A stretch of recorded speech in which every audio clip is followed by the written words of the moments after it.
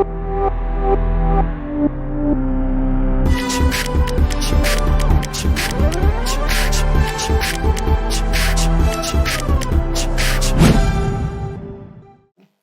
बच्चों, अब हम पढ़ेंगे microbes as bio control agents.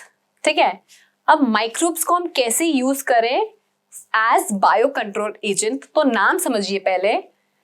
यहाँ पे एक कल्प्रिट है ना, उस कल्प्रिट के पीछे मैं दूसरा ऑर्गेनिज्म लगा दूंगी, that is bio control.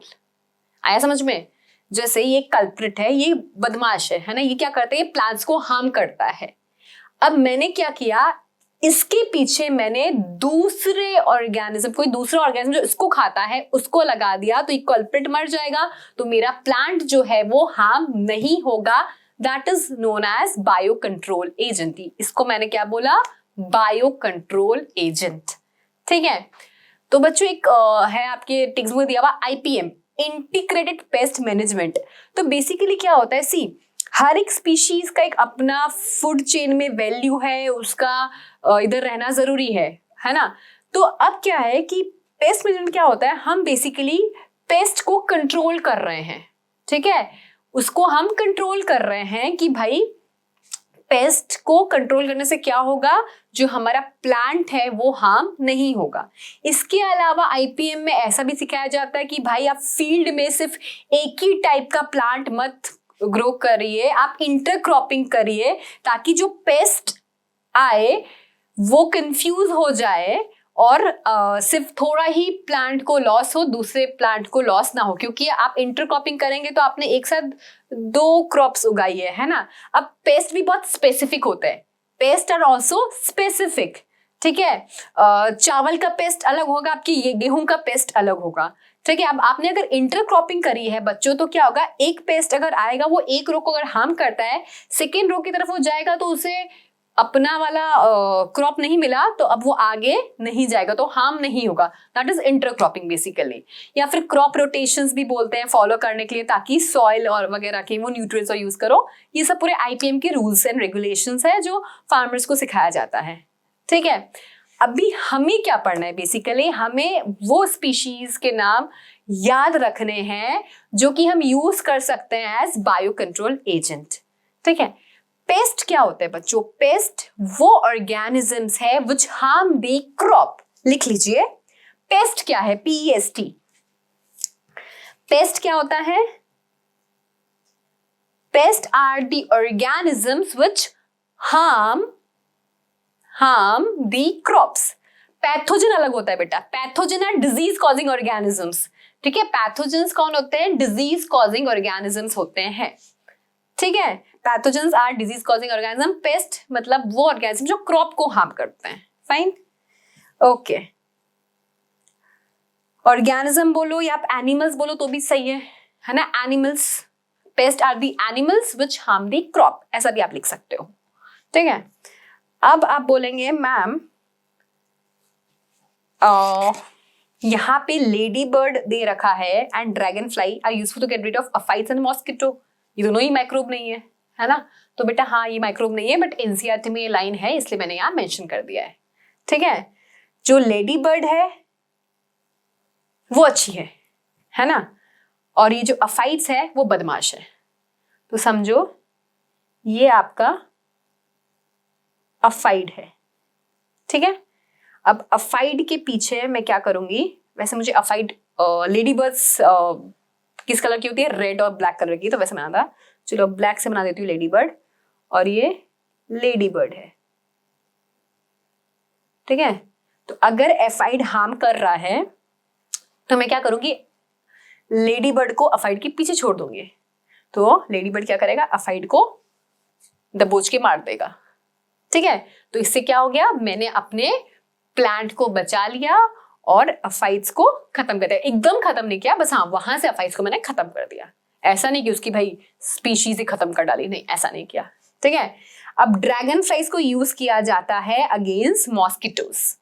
Dragon flies बेटा आपने देखा होगा, वो हेलीकॉप्टर बोलते हैं ना, दैट इज ड्रैगन फ्लाइज। ठीक है, तो ड्रैगन फ्लाइज को हम यूज करते हैं जो मॉस्किटोज को खत्म करते हैं। तो dragon flies are used against mosquitoes. याद रहेगा ये चीज बच्चों, याद कर लेना। अफाइट्स से हमें कैसे छुटकारा मिलेगा? With the help of lady bird. Aphid से हमें कैसे छुटकारा मिलेगा बच्चों? With the help of lady bird. Mosquitoes से हमें कैसे छुटकारा मिलेगा? With the help of lady bird नहीं, dragon flies. With the help of dragon flies, helicopter. Aphid से छुटकारा मिलेगा हमें with the help of lady bird, और मॉस्किटो से with the help of dragon flies. ठीक है, अब चलो, अब बात करेंगे हम लोग अपना माइक्रोब का, क्योंकि भाई टॉपिक तो माइक्रोब वाला है ना, पता नहीं क्यों एनसीईआरटी कभी भी ऐसा कर देता है। तो हम बात करेंगे भी माइक्रोब का। तो हम सबसे पहले बात करेंगे एक सुंदर से बैक्टीरिया की, बेसिलस थ्यूरिनजेनेसिस, जिसका नाम आपने बायोटेक में भी सुना है, बायोटेक में बीटी कॉटन बनाने के लिए। बट वहां पर यहाँ पे डिफरेंस क्या आएगा बताती हूं।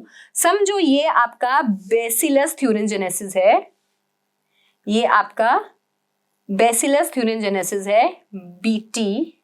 ठीक है, ये आपका बीटी है। अब इसके पास क्या है? जीन है। कौन सा जीन है भाई? क्राई जीन है ना, क्राई जीन। तो बेसिकली हम बायोटेक में क्या कर रहे हैं, ये क्राई जीन हम काटते हैं एंड देन इससे बेसिकली क्राई प्रोटीन बनता है, और इस क्राई प्रोटीन को हम क्या करते हैं? कॉटन प्लांट में डाल देते हैं। अब कॉटन को पे अटैक कौन करता है? ये कॉटन प्लांट अगर है, इस पे अटैक कौन करेगा? इस पे अटैक करेगा बॉल वॉर्म्स। कॉटन प्लांट पे अटैक कौन करता है? कॉटन प्लांट पे अटैक होता है किसका? बॉल वॉर्म्स का। अब क्या है यहाँ पे, क्योंकि मैंने कॉटन में ऑलरेडी ये क्राई प्रोटीन डाल दिया है, तो जब वो कॉटन की सेल को खाएगा बॉल वॉर्म, तो वो मर जाएगा। अब वो मर जाएगा तो दूसरे बॉल वॉर्म्स को सिग्नल मिल जाएगा कि भाई नहीं, इस प्लांट को तो नहीं खाना, ये प्लांट जो है वो अच्छा नहीं है, तो मार देता है। तो इससे हमारा जो कॉटन प्लांट है वो बच जाएगा। ठीक है, बट बच्चों ये बायोटेक नहीं है, ये तो माइक्रोब्स है, सिंपल चैप्टर है ना, बायोटेक वाला चैप्टर नहीं है ये कि भाई जीन को काट रहे हैं, यहाँ लाइगेट कर रहे हैं, वहां लाइगेट कर रहे हैं। यहाँ पे हम क्या करेंगे? यहाँ पे हम बेसिकली क्या करने जाएंगे बच्चों, यहाँ पे हम ये जो बैक्टीरिया है इसके पास क्राई जीन तो है ना, तो यहाँ पे क्या होता है बेसिकली, पैकेट्स में, सैशे में क्या होता है, ये बैक्टीरिया अवेलेबल रहते हैं। अब इस सैशे को हम लेते हैं, फार्मर लेता है, पानी में घोलता है कंटेनर में, और फिर वो ऐसे छिड़क देता है प्लांट में। ठीक है, वो क्या करता है, वो प्लांट में ऐसे छिड़क देता है, यानी कि अब जो आपका लीफ है वो सब में क्या है, ये बेसिलस प्रेजेंट है। अब समझो बॉल वॉर्म आएगा, अब समझो आप बॉल वॉर्म आएगा और इसको खाएगा। ये समझो आपका ये रेड वाला, समझो एक बैक्टीरिया है ना, बेसिलस वाला, और इसको कौन खाया? इसको बॉल वॉर्म खा लिया। बॉल वॉर्म खा लिया, ये बॉल वॉर्म की आंखें बना देती हूँ। ठीक है, बॉल वॉर्म ने क्या क्या खा लिया।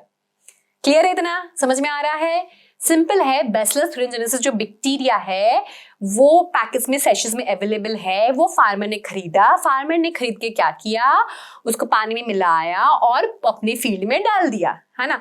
अब समझो बॉल वॉर्म आया, ठीक है, बॉल वॉर्म आया, अब क्या होगा, या फिर यहाँ पे क्या जो लिखा हुआ एग्जाम्पल वही ले लेते हैं, to control butterfly caterpillars.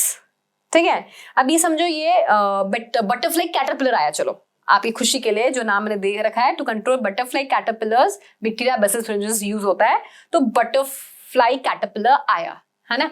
Butterfly क्या है, आर्थ्रोपोडा है ना, तो इसका जो डीएस कैसा होगा, 3 हिस्सों में डिवाइडेड रहेगा। क्या क्या? फोरगट, मिडगट और हाइंडगट। ये इसका फोरगट है, ये इसका मिडगट है और ये इसका हाइंडगट है। क्लियर? अब क्या होगा, जैसे ही ये बेसिलस थ्यूरिनजेनेसिस इसके अंदर जाएगा, इसके मिडगट में बेसिकली क्या करेगा, ये छेद क्रिएट कर देगा। ठीक है, क्यों कर देगा? बिकॉज इट हैज क्राइजीन, और क्राइजीन को जैसे ही अल्कलाइन एनवायरमेंट मिलेगा, क्राइजीन को जैसे ही अल्कलाइन एनवायरमेंट मिलेगा, ये जो प्रोटीन है, ये जो क्राइजीन प्रोटीन बनाता है ना, ये क्राई प्रोटीन, तो क्राई प्रोटीन जो है वो इनएक्टिव है। क्राई प्रोटीन जो है वो क्या है? इनएक्टिव है। पर जैसे ही इसको अल्कलाइन एनवायरनमेंट मिलेगा, ये एक्टिव हो जाएगा। एक्टिव होने के बाद ये क्या करेगा? परफोरेशंस क्रिएट कर देगा मिडगट में, चोकिंग हो जाएगी। ये जो बटरफ्लाई कैटरपिलर है वो बेचारा मर जाएगा। आई बात समझ में? जो बटरफ्लाई कैटरपिलर है वो मर जाएगा। फिर से समझाती हूं, ये बैक्टीरिया है। कौन सा बैक्टीरिया? इसका नाम क्या है? इसका नाम है बेसिलस थ्यूरिंजिनेसिस। रॉड शेप का है, ये भी बेसिलस है ना, रॉड शेप। तो ये बैक्टीरिया है जिसका नाम है बेसिलस थ्यूरिंजिनेसिस। क्या नाम है इसका? Bacillus thuringiensis. इसके पास एक जीन है क्राइजीन, और वो क्राइजीन बनाता है क्राई प्रोटीन। क्राई प्रोटीन जब तक इसके पास है वो इनएक्टिव है।